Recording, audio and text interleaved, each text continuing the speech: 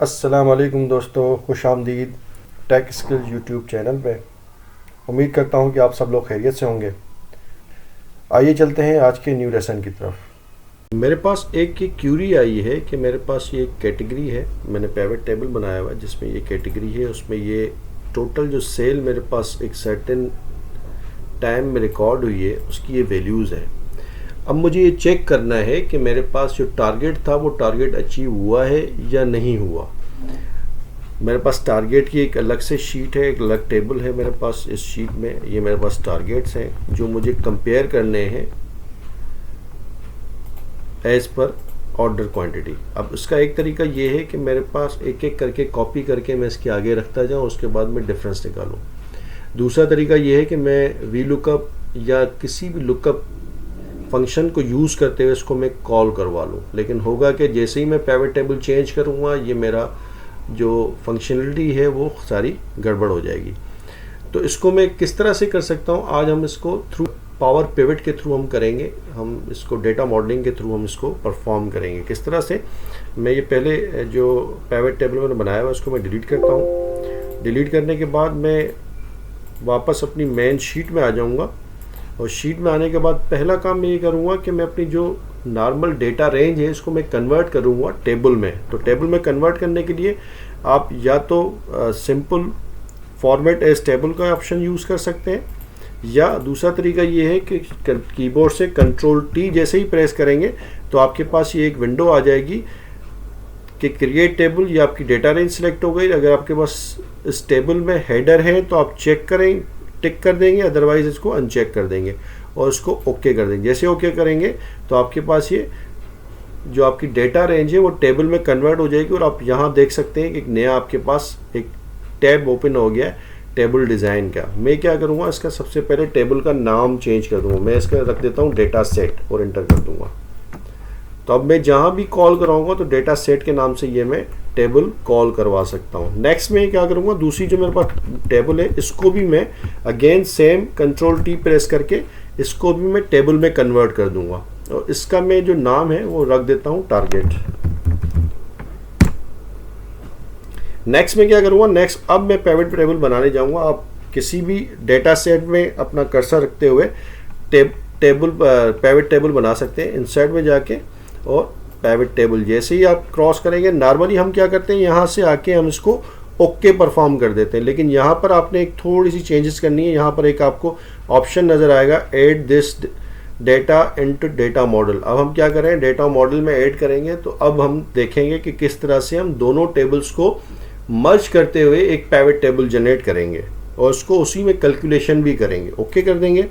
जैसे ही मैं ओके करूँगा, थोड़ा सा प्रोसेस करने के बाद आपको ये पिवट टेबल जनरेट हो जाएगा। अब मेरे पास पिवट टेबल जनरेट हो गया है।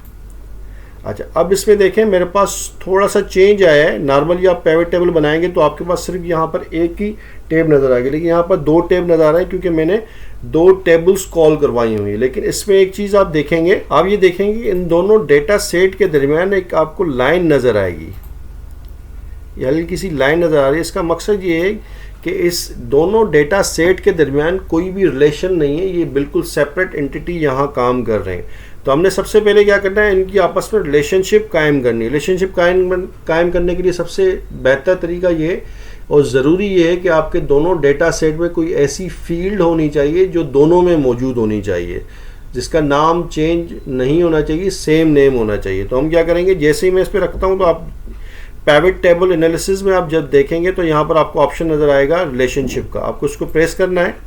प्रेस करने के बाद इसमें आप न्यू ऑप्शन प्रेस करेंगे। अच्छा, इसको प्रेस करने के बाद अब जैसे ही इसको टेबल को सिलेक्ट करेंगे तो आपके पास ये दोनों डेटा मॉडल्स आ गए। एक क्या टारगेट हमने रखा था, दूसरा हमने डेटा सेट के नाम से रखता। आप कोई भी रख सकते हैं। यहाँ पर फर्स्ट में मैं टारगेट रखता हूँ। किसके साथ रिलेशनशिप रखना है, मैं कह रहा हूँ कैटेगरी, क्योंकि टारगेट का जो ऑप्शन है, जो टारगेट की फील्ड है वो आपकी मेन टेबल में अवेलेबल नहीं है। कैटेगरी की ऐसी फील्ड है जो दोनों में अवेलेबल। तो मैं क्या करूँगा, कैटेगरी यहाँ से सिलेक्ट करूँगा। अगेन किसके साथ रिलेशन बनाना है, हमने टारगेट रख दिया। अब जाकर डेटा सेट और किसके साथ, अगेन कैटेगरी, और मैं ओके कर दूंगा। जैसे ही मैं ओके प्रेस करूंगा और क्लोज करूंगा, आप ये देख सकते हैं कि यहाँ से वो लाइन यहाँ से ख़त्म हो गया। अब क्या होगा, इन दोनों का रिलेशनशिप आपस में कायम हो गया। मैं क्या करूँगा फर्दर इसको टारगेट को यहाँ सेलेक्ट करूँगा, कैटेगरी में यहाँ रखूँगा और मेरा टारगेट यहाँ पर आ गया। नेक्स्ट क्या करूँगा, क्वांटिटी ऑर्डर्स मेरे पास था, इस टेबल में क्वांटिटी ऑर्डर्स में यहाँ पर प्रेस कर दूँगा। अब जैसे ही मैं रखता हूँ तो मेरे पास क्या है, दो चीज़ें आ गई कि मेरा टारगेट क्या था और मेरा अभी ऑर्डर कितनी क्वांटिटी। मैं इसको थोड़ी सी फॉर्मेशन कर देता हूँ।